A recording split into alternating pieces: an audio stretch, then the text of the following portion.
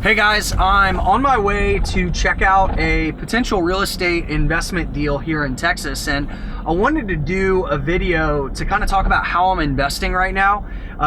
Crypto's been in a winter season for over 6 months now, and I just want to show you guys what I'm doing with my time and where I'm deploying my capital. So when it comes to the markets, there's a time to really press the gas and just go really hard and take all the trades and investments that you can in a market. And then there's other times where you want to pull back and be really conservative. And, after I posted the video, how to prepare for a crypto bear market last year, I got a lot of haters saying, Chris, you don't know what you're talking about. Bitcoin and crypto prices are just going to keep going up forever. Well, as we've seen this year, we've been in a really kind of extended bear market where a lot of altcoins have crashed by over 80 or 90%. And, I've always said, I think most ICOs are eventually going to fail, right? It's because they are no different than startups, right? And over 90 something percent of startups fail. So I think crypto projects are the same, right? Now, with that said, and as we talked about in my 5 phases video, the crypto markets go through these boom and bust cycles. And when we're on the front side of a trend, I'm a big fan of buying dips and buying breakouts and selling into strength. And when we're on the back side of a market, after a bubble has kind of started to deflate, I'm a really big fan of taking capital and deploying it other places, right? And investing in other market segments. And so my philosophy and kind of how I trade crypto is when prices are cheap, I trade to accumulate Bitcoin, right? Because when prices are cheap, I want to accumulate Bitcoin and get as much of it as I can. And when prices are expensive, right? Like after prices went from $200 in 2015 to almost $20,000 last year, I want to trade to acquire more fiat currency, more US dollars, so I can have that dry powder or that capital to buy Bitcoin when it's even cheaper, right? It's cyclical. This is how I've been doing it for almost 6 years now. And so last year was absolutely incredible. 2017 way exceeded how far I thought Bitcoin was going to go. And that's the thing with bubbles, is you never really understand how high markets can go, because it's really difficult to predict the irrational exuberance of markets, right? Especially a new market like Bitcoin, where it's truly global and it's this new asset class that 99% of the world just really doesn't understand yet. And so again, that's kind of my strategy. When Bitcoin's cheap, I trade and I do things. I create businesses and I create income streams to invest or buy Bitcoin when it's low. And then when the prices are high, I start to sell a lot of those longer term positions and actively trade to acquire more fiat currency that I keep and deploy other places, right? So I'll just kind of hit on a couple of different markets that I'm interested in and kind of where I've been putting money. Even though the stock market is at all-time highs, and even though there's a lot of irrational exuberance in the traditional equities markets, I'm still investing there. In fact, earlier this summer, I started buying a pretty significant amount of index funds in international and emerging markets and US stocks, right? So there's several different ways that you can participate in the stock market in a really hands-off way. And one of my favorite ways to do that is through low-fee index funds, right? Like Vanguard has some great ones, Schwab has some great ones. And by the way, guys, this is not financial advice. This is just what I'm doing, all right? So talk to your financial advisor. This stuff may or may not be right for your own personal situation, but that's really what I'm doing. I've taken a lot of say the capital that I pulled out of crypto over the past year or two, and I've started to redeploy that in long-term stock bond portfolios that I'm probably not going to touch for decades, right? That I just want to be really hands-off with and just kind of let that grow on its own. And if we go through another 2008, or if we have another recession or depression, I have a lot of liquid capital that I'm keeping on the sidelines, just ready to deploy that in the event that we do get a market crash. Now, here's the problem that I see with that, though, is there's a lot of people with that same mentality, right? It's kind of like Bitcoin for in early 2017 in the spring, for you guys that were trading with us, you remember like when price went up to like 2,000 and then came back down to 1,500 or 3,000, then sold back into 2,000. A lot of people were calling for the tops at those points, but there was a lot of money on the sidelines, people that were waiting to buy the dip, right? And I feel like, because the Fed has enabled banks to be able to create so much fiat cash over the past 10 years, that there's just a lot of money on the sidelines. And I see this everywhere from, the angel investing space, real estate, public markets. I just see a lot of dumb money chasing bad investments, and I see a lot of just free capital, right? So that just makes me start to think like, okay, how long can bull markets really go when there's all this free capital and free cash just kind of floating around? Well, they can go much, much longer than people expect, right? And you see these economists and stuff on CNBC that are always calling for the top of the equity markets, and I agree, like things are priced really high right now.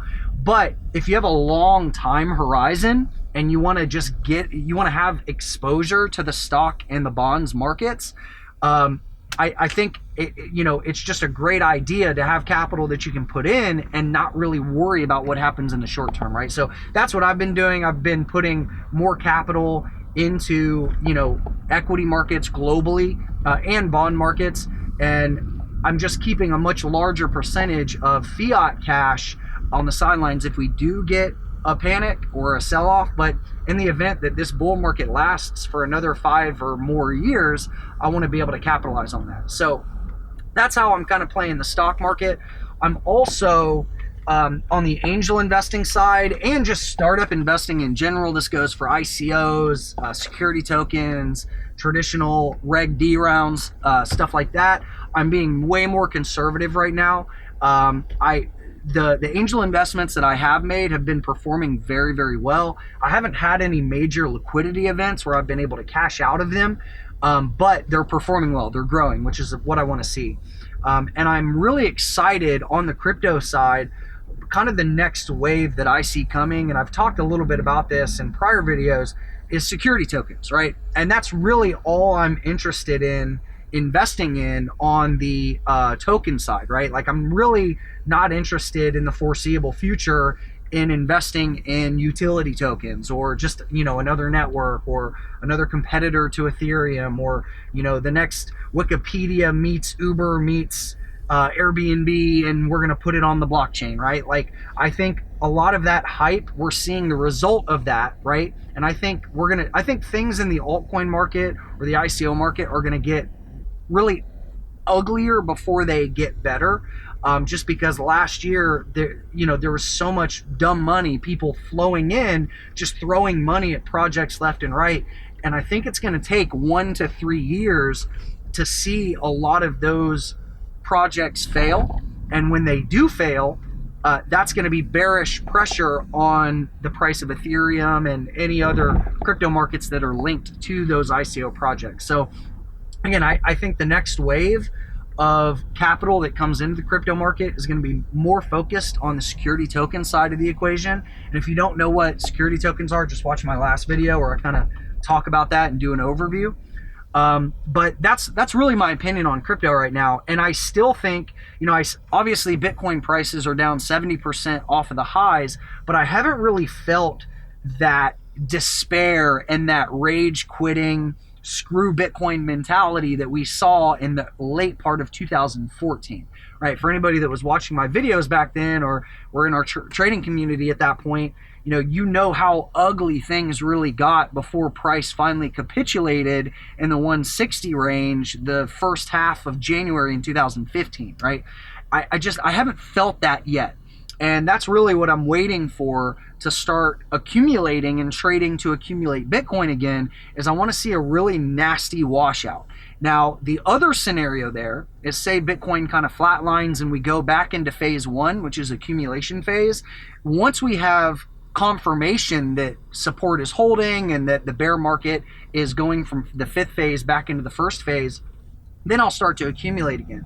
But really what I'm waiting for and what I'm doing now is deploying capital in like private real estate funds. Like I'm going to talk to this company today that they build units kind of in urban areas, right? So they're like small condos, like under 200 units, not like high rises, but they have their niche, right? And they pay a preferred return, so like 6 to 8% a year plus a percentage of profits. So investors have been getting, anywhere from like 13 to 17% passively, right? And so I'm interested in investing in stuff like that, because for whatever reason, anytime I lay hands on a real estate project, it loses money. I am so bad when it comes to like managing rehab jobs, and you see all this hype around like get rich with real estate and how easy it is to like flip houses. Guys, that shit is so hard. I can't even tell you, like for me, and I'm sure like some of you guys that are listening to this are like, no, I've actually made my a life-changing amount of money in real estate. And if you have, great, like tell me what I'm doing wrong. But it feels like anytime I personally put hands on a project, it loses money. And it's probably because I'm not really good at managing contractors and budgets, and just I'm a really bad manager of people, right? You have to know your strengths and your weaknesses. What I'm kind of good at, what I think my core competency is evaluating deals, right? And finding opportunity where maybe it's mispriced. And I feel like I really understand human psychology and the herd mentality, and specifically how you can see that reflected in the price action on a chart. So that's what I like to do. I like to partner with people, right? So I want to invest in real estate companies as a passive LP, right? Limited partner, right? And that's kind of how I play any private fund that I get into. I want to really ride the momentum of people that are much smarter than I am in different areas, right? If it's a startup or if it's a real estate deal. So that's really what I'm doing, right? So just to kind of recap, I'm investing in real estate deals where the company has a competitive advantage and they have a proven track record, and I'm looking to get 15% passive returns. I'm also interested in spending a lot of time kind of evaluating security tokens and the innovation that's happening in that space. And then I'm just kind of waiting and evaluating and looking for mispriced opportunities, right? Mispriced opportunities where things are severely undervalued, or there's a crash, or, and again, I think it's kind of hard to do right now, because there's so much capital chasing deals that there's a lot of, for every like 100 deals I look at, I might make one investment. So I'm having to spend a lot more time evaluating stuff and networking. But that's what I did when I got into angel investing. I joined local angel networks, right, that got the deal flow. And I evaluated and sat in front of probably 200 or 300 pitches before making my first investment, right? And that's why my portfolio is actually performing pretty well on the tech startup side, is because I was patient. I didn't get in and just start cutting checks, hoping to strike it rich. Like I really wanted to make sure that I understood the investments I was getting into. I understood how the deals were structured, and I really, really believed in whatever the product or the company was doing, right? So that's kind of my thoughts, guys. Also, kind of the future of the YouTube channel. My initial vision for Chris Dunn TV, which really exceeded my expectations last year because crypto blew up so big, right? Like I went from 100,000 subscribers to like 200,000 in a really short period of time, and I think that was driven a lot by the big boom in Bitcoin. There were so many new people coming into Bitcoin, and I was one of the first guys doing YouTube videos about cryptocurrencies. And so I don't really care about growing my channel to more people.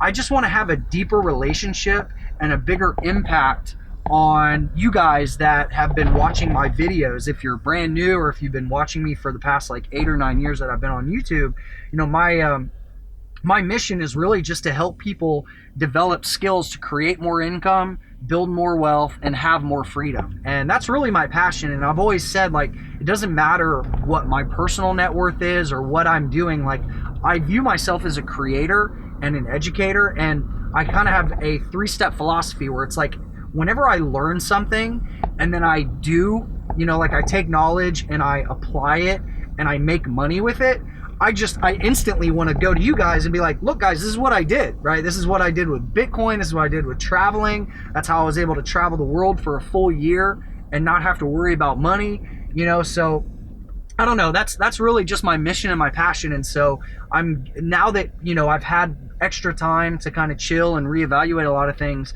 my vision for the future is just to be able to bang out a lot more videos and just really high quality content that I feel like can have a real impact on people's lives, right? Either have them create more income sources or take the capital they have and grow that through, you know, really wise investing and responsible investing, not just, you know, swinging for the fences and blowing up accounts. And then also structuring our lives in a way that we have more freedom, right? And that might mean you want to travel more or have more time with your kids. But that's really what my passion and my mission in life is. So thanks for listening to this rant. I'm almost pulling up here. So I will see you guys in future videos. Take care.